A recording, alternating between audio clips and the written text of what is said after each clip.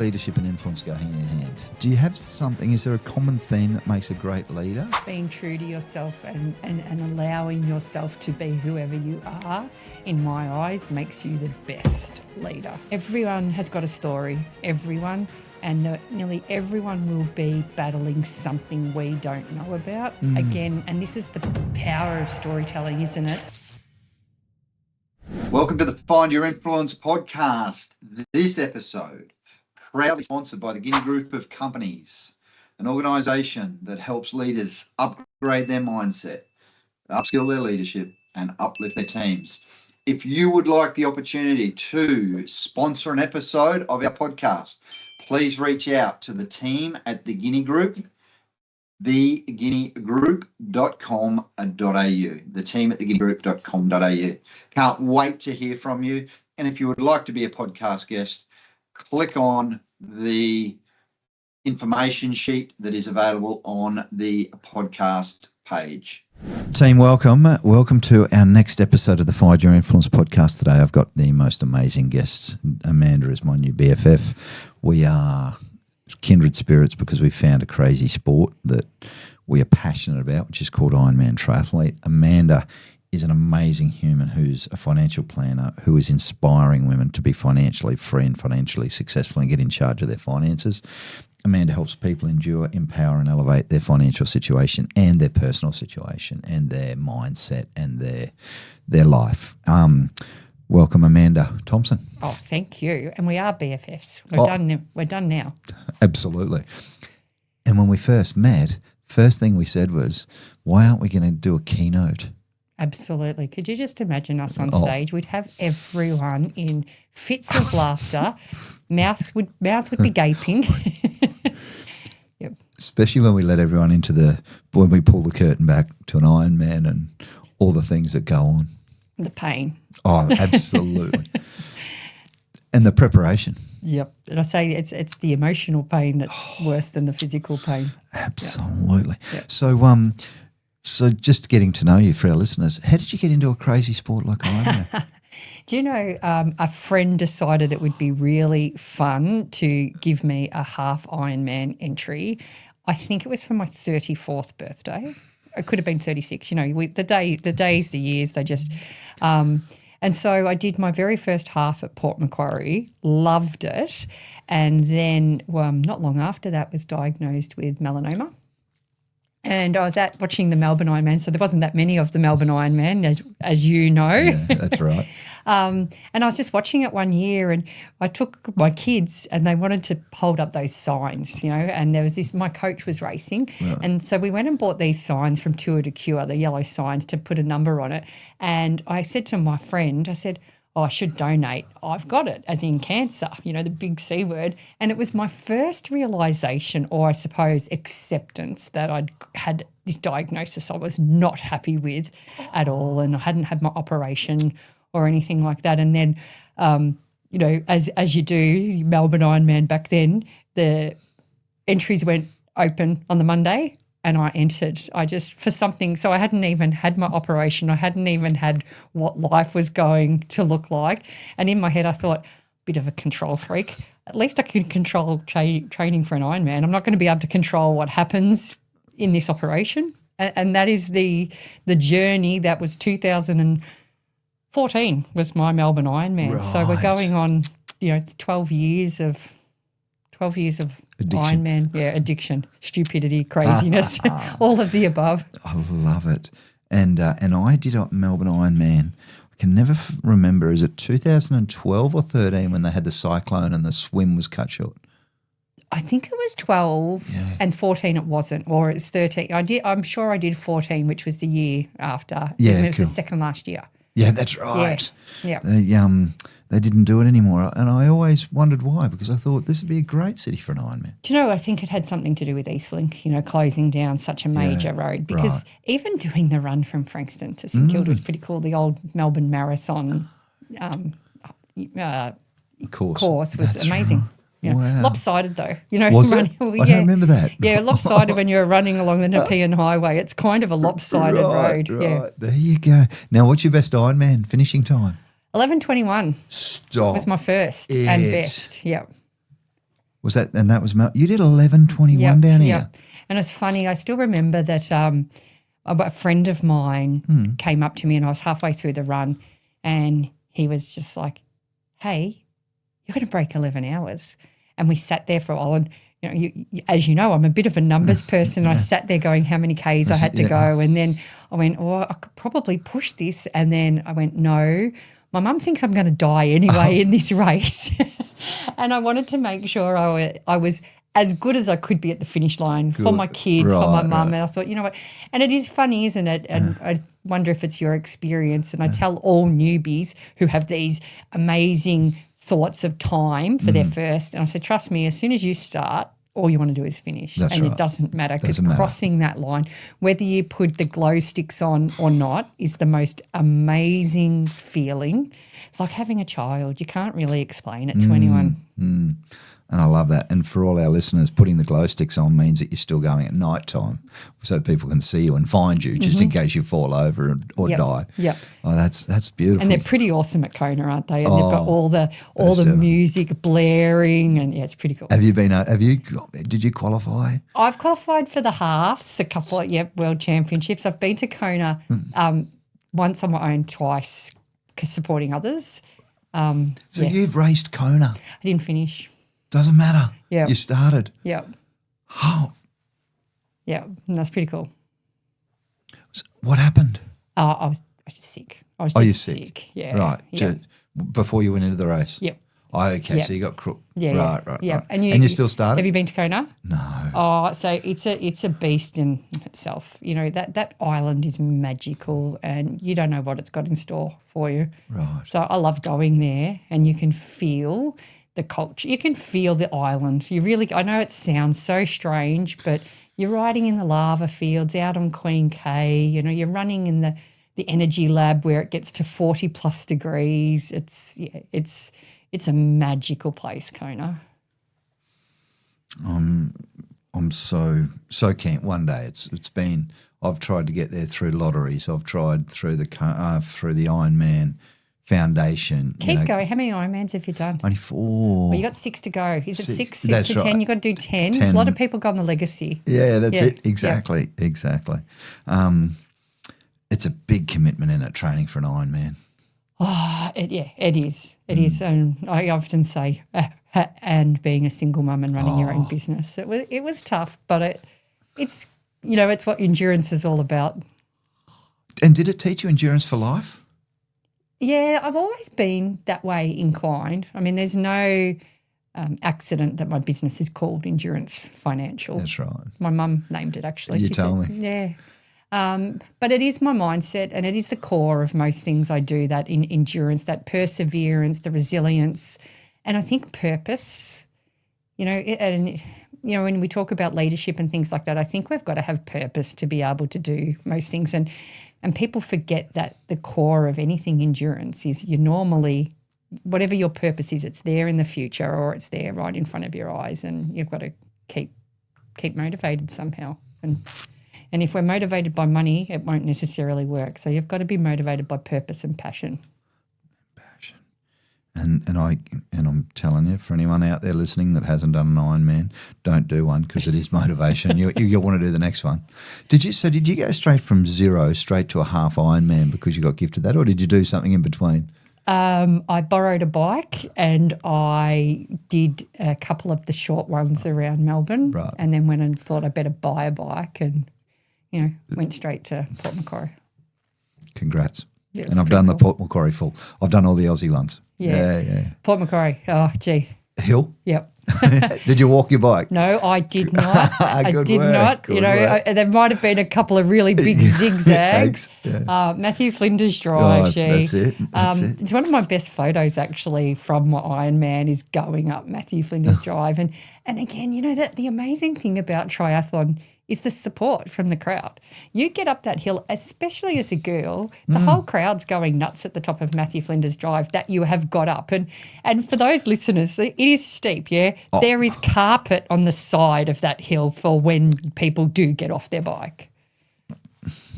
And I've got a mate who says if you walk it, you've got to sell it. I like that. So that's the motivation. Yeah. But yeah, no, and I didn't walk either, though. I saw a lot of walkers. Yeah. And they're still doing it and they're still finishing. So That's right. I'm kind of like, whatever it takes. All power to them. Yeah. Do you know what? And it's funny you mention that.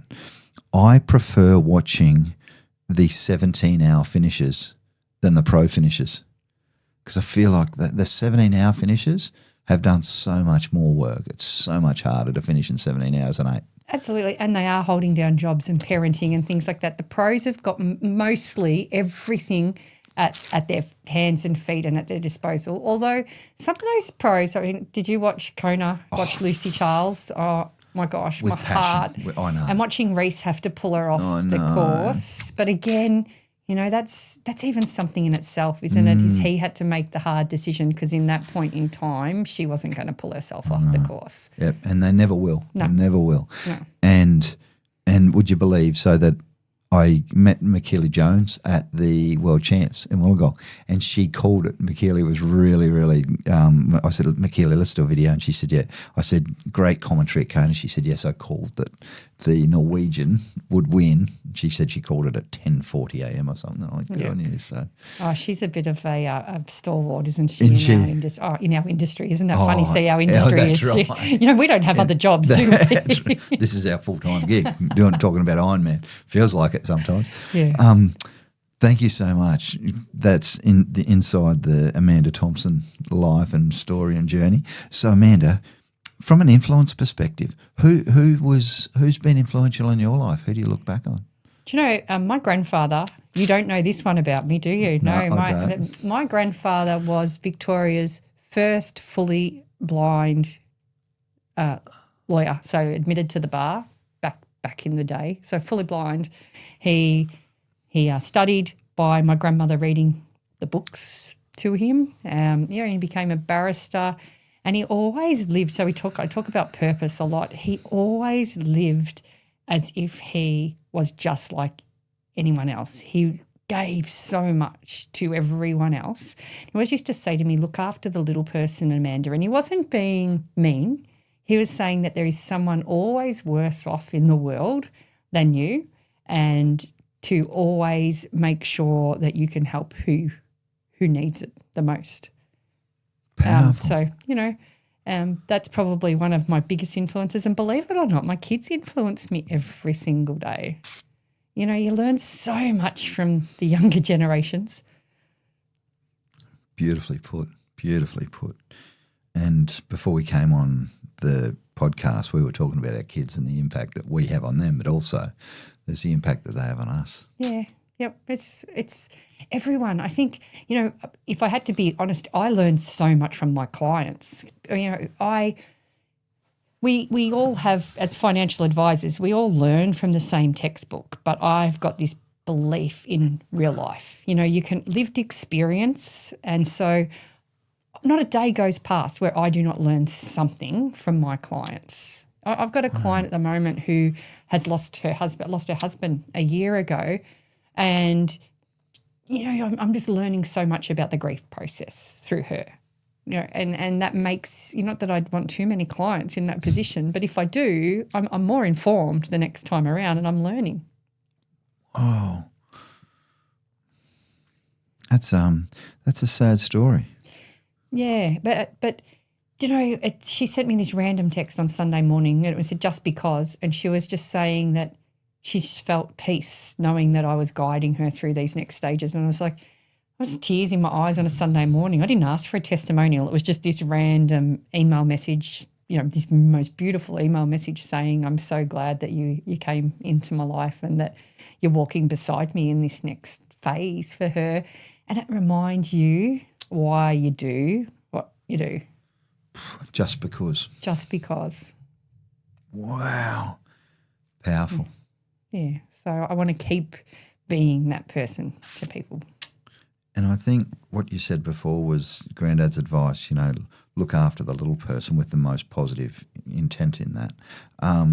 It feels like you probably do that in your business, like you look after people that are struggling. Yeah, look, I think I often say, I mean, I love small business. I have this absolute passion for small business, and I have lived it for over 20 years in terms of the financial planning aspect. And again, I've been lucky enough to learn so many things from small business owners that I can move them forward. But like also attracts like. And so therefore I do come across a lot of single women, single mums, women struggling, women leaving relationships and trying to navigate that, because I've been there, done that as well. So I think sometimes you don't mean to, but you put that out to the universe and people seek you out because they want someone who understands or semi-understands them. So can I ask you a personal question now that we're can. BFFs? Yeah, anytime. Marriage breakups. Yes. So I'm lucky. I'm 35 years together, and my wife and I are just beautifully happy, and it would never, it'll never be an issue for us. How big a deal in life? It's a massive life stressor when you have something like that happen. It is, but first of all, applause to you and your wife, because to keep a marriage going or a relationship going takes two people to go through the ebbs and flows. So congratulations. I look up to people like you, and I just applaud you. It was always my intention to be married forever, like most people. Yeah. Marriage breakups for everyone, whether there is fault, not fault, everyone suffers in some way or form. It's probably no different to death, unfortunately, because money and emotion do not go well together. And so marriage breakups will always have some form of emotion somewhere. People feel like they're owed or they deserve, those words that people use. And it's just because it's purely emotion backed. And I see so many people fight the good fight but spend so much money doing it without this understanding of really how much money are they paying to get how much, those type of things. Return on investment. But I think the other hard part about separating is when you go from 2 to 1, it doesn't halve the cost of living. It's tough. Hats off to single mums. And dads. There's plenty. Single dads around. Yeah. Amazing. My wife hit me in the heart one time when I used to travel a lot for work, and she said, I feel like a single parent to come home. And because I just know how much, she did at the time and how appreciated that was. But she always had a husband who was going to come home and help. But if you never had that. No, look, I mean, my girls are really lucky. They've got a great dad. He's a good man, and he's a good dad, and he loves his girls. Beautiful. But I suppose having two girls at certain periods of life means the mum probably wears the brunt of it. Oh. And it was I remember some of those hard times, and for me, it's like, I often will giggle and say I can make a lycra analogy at most things, whether business or lycra. It's kind of like when you get to that stage before a race and you're just emotionally depleted, at least you've got teammates or training buddies that understand you, and you can vent to, and you can be, you wake up for the 5 o'clock swim session, you'll be like, oh my gosh, I'm so exhausted, and you have a little bit of a bitch and a moan, and it's okay. There's certain stages when my kids were growing up that I'd go to bed alone and just not have anyone to go through life with. Even, and when work, you run your own business, and I'd have tough times, or clients would have had tough times, and I just didn't have anyone to go, probably have a cry, give me a cuddle. They were the hardest times for me, is that lacking of that emotional support. Thanks for being so honest about that. Anytime. That's beautifully put. We all need some emotional support over time. Thank you. No, seriously. Yeah. Who have you influenced? Who's and I guess this is going to be a client, and maybe it was the testimonial you shared before. Do you know?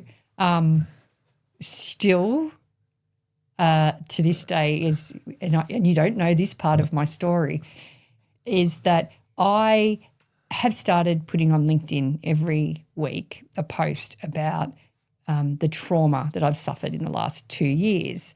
And it was just a promise to myself. I've started to do it. And one day I got this personal DM on LinkedIn, and I can't tell you who it is, but it is a world famous swimmer.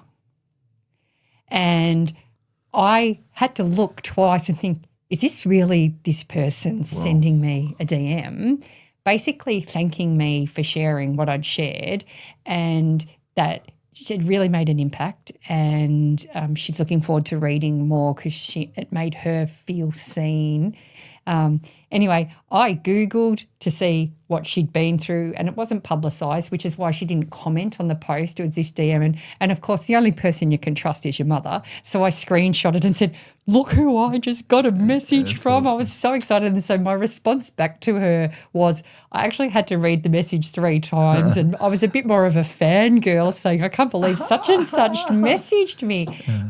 So it's funny. I think the most unlikely influences, as in who you've influenced, can sometimes mean the most.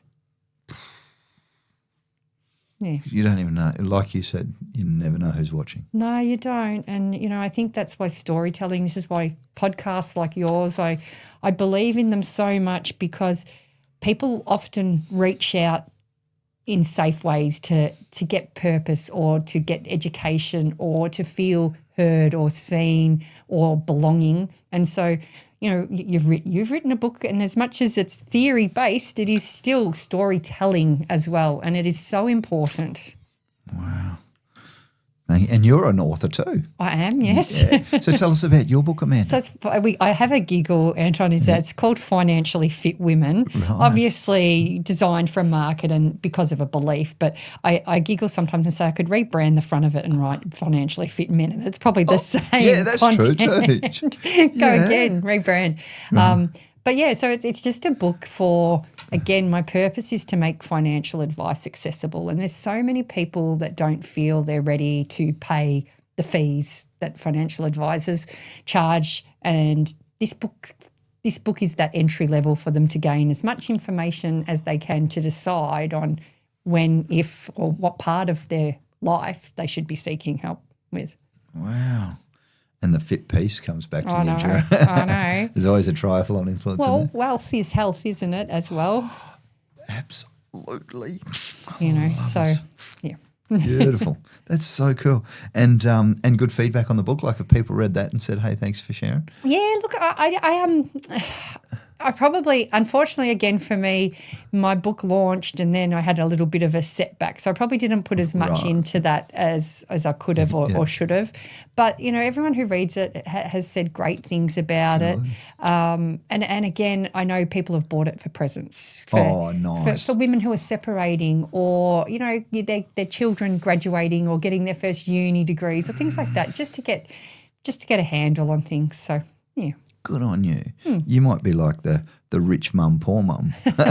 Probably a little bit. I do believe in his. One of his greatest sayings is mine. It's not how much money have you heard that one? Yeah. It's not how much money you make, but it's how much you make it work for you and how many generations you keep it for. I haven't heard the last bit. How many generations it stays with you for? Yeah. So it's the legacy piece. Yeah. Wow. Because there used to be. I remember reading or seeing somewhere that is it every third generation loses the family wealth, and the first, and then I haven't heard exactly that, but it wouldn't surprise me. Yeah, boom, boom, don't. Yeah, yeah. And you look at the generations following us. There's it's a whole brand new world. I was just meeting with someone earlier on a completely different subject, but that digital world, they're so savvy, and we are not. But it's scary as well.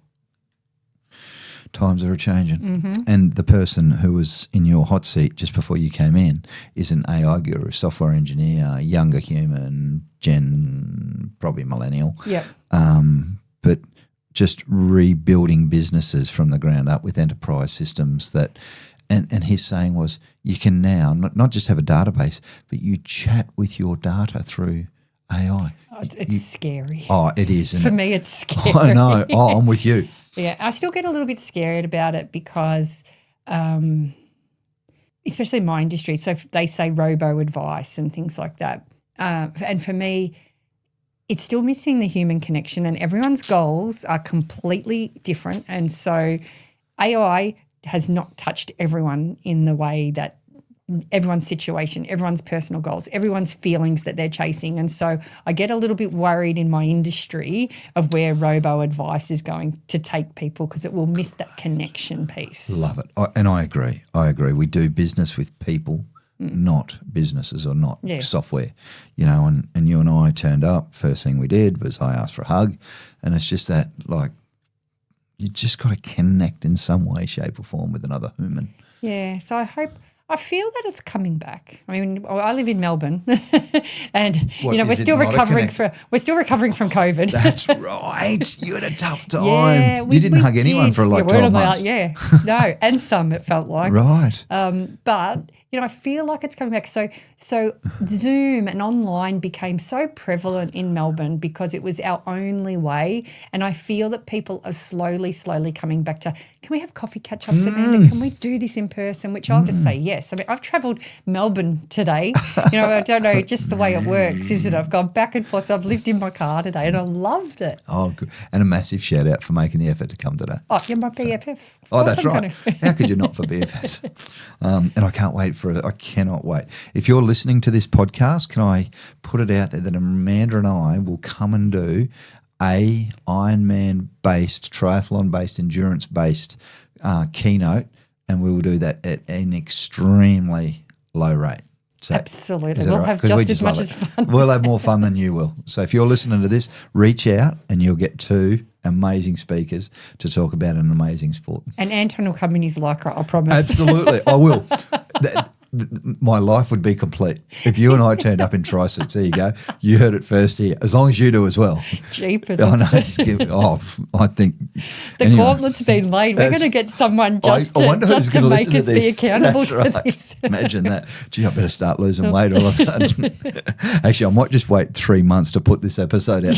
No, not at all. So that's who's influenced you, who you've influenced. From a leadership perspective, like I think leadership and influence go hand in hand, Amanda. And do you have you see a lot of business leaders. Mm-hmm. Do you have something, is there a common theme that makes a great leader that you've seen? Yes. Vulnerability. Being true to yourself and allowing yourself to be whoever you are, in my eyes, makes you the best leader. So being vulnerable.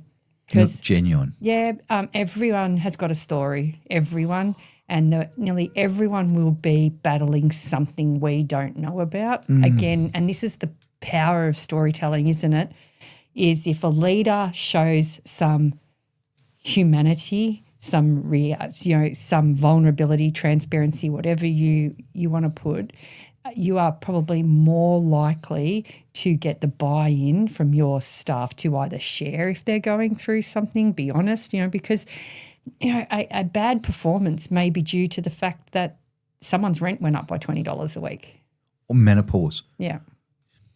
Or having a rough time with a relationship, So I think vulnerability, again, we're talking about connection. Vulnerability is one of the biggest things that I would say I'd like to see in a leader, but also one of the biggest things I do not see in leaders as well. There's not enough people being vulnerable. Because we've got this armour. Yeah. As Brene Brown would call it. Be vulnerable. So what stops people? Is there a fear of being found out? Is it like nearly an imposter syndrome?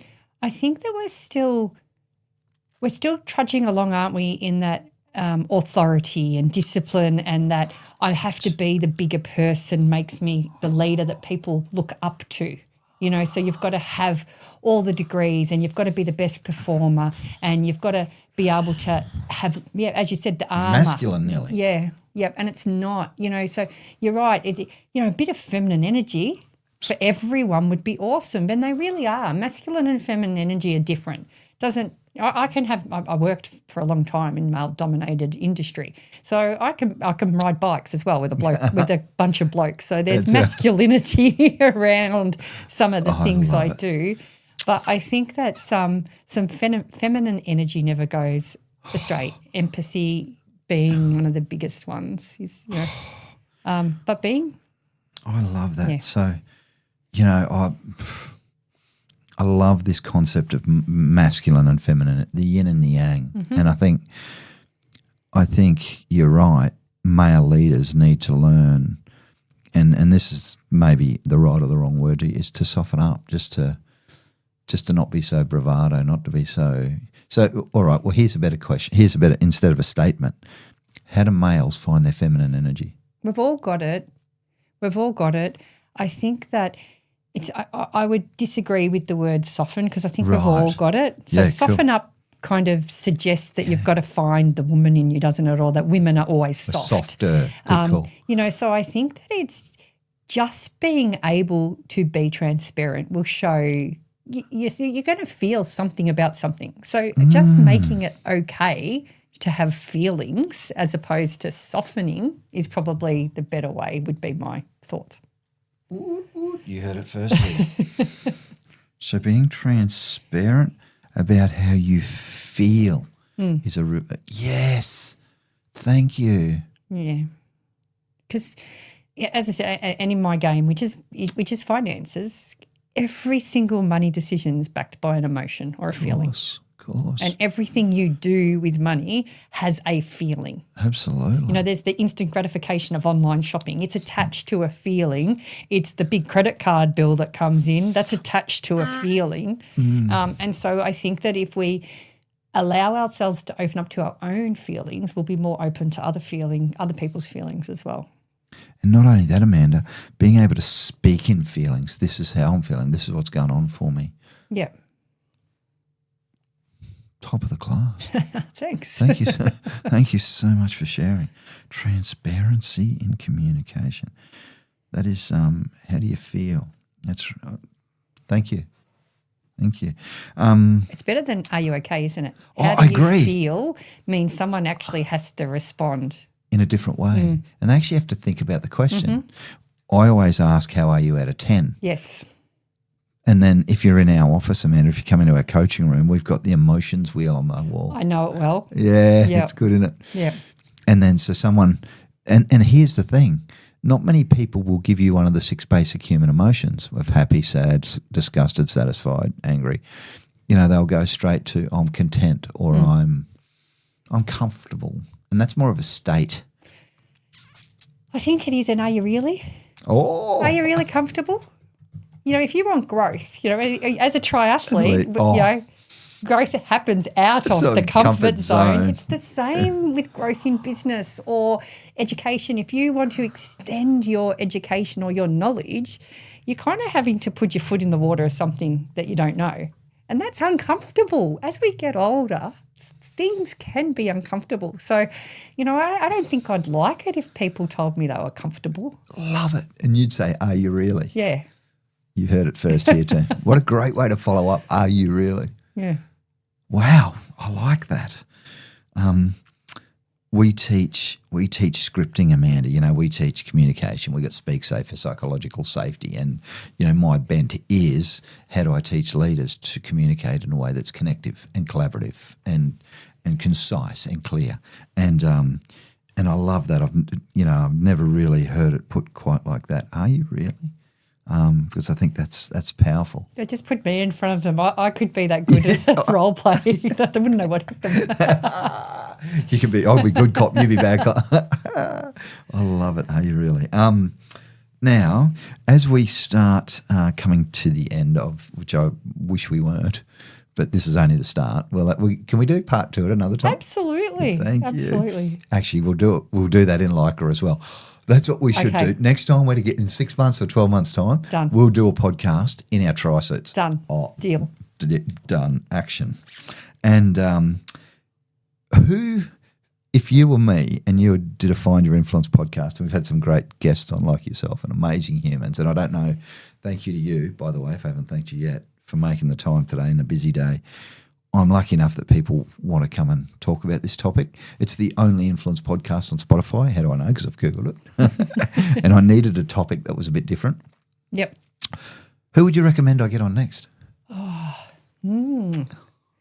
Actually, do you know what? I would reach out to Tash Telfer and Lisa Walker from Canberra would be They are two of my business besties, and my goodness, are they leaders in what they do in Canberra and in their humanity. Yep. And the other one, I'm going to name all my business besties for you. Sally Branson, who is a crisis manager. Now, there's someone that you want to – how do you know if you're in crisis? Sally will be able to tell you. I always have a joke with her. I'd like her to make her LinkedIn profile the F-up fixer. Wouldn't that be cool?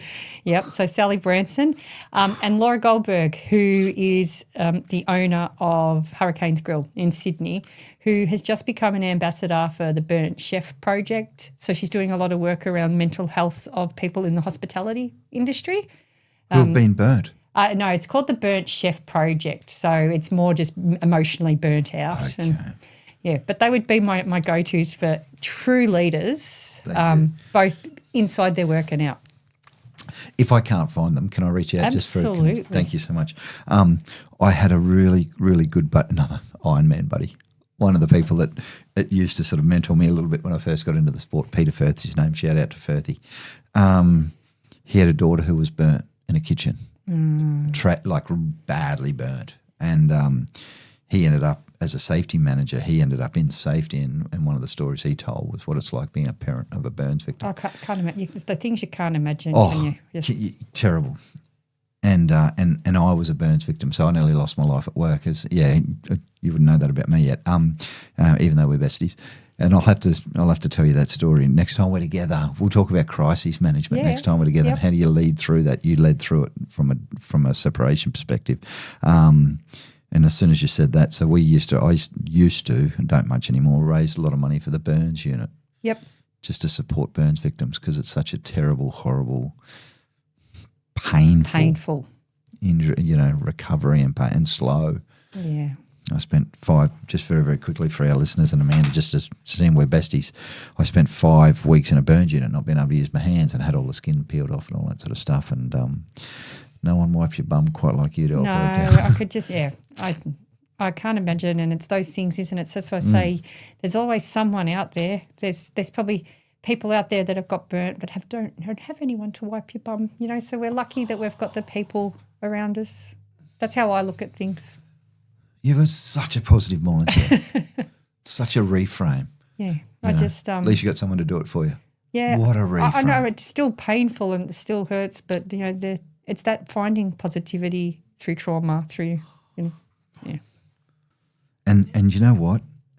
In psychology, Amanda, we call that post-traumatic growth. I love it. Yeah, as opposed to post-traumatic stress. I'm in that phase myself. Are you? Yes. Absolutely. Watch this space. We're going to pick that up. Is that it? You heard it here first. That's right. You heard it here first. Amanda Thompson is an expert in post-traumatic growth. I didn't say I'm an expert. I'm going through it. I think anyone that goes through it that can actually even say that they're there, because to get to post-traumatic growth means you've had to have the learning, and you've got it to a point where you can tell the story, you can evaluate it to explain it. To me, that yeah. so You've got to on been you. through a fair bit of dodgy stuff to get there. But I call them boom events. yeah. Just life boom events, Amanda, that are designed to send us post-traumatic stress or post-traumatic growth. Yeah. And it's our choice. Absolutely. See feelings. You are amazing. Can As I say are that you. again? That's why we're besties. Oh, I know. And that's why we're going to do this in a tricep one day when I'm 20 kilos believe lighter. I just I agreed to that. I know. Imagine that. Won't that be cool? Imagine putting that out there to the world, you and I. Maybe it's been censored the whole time. It'll become with a trigger warning. That's Two trigger people warning. in lycra. 2 people in triathlon suits.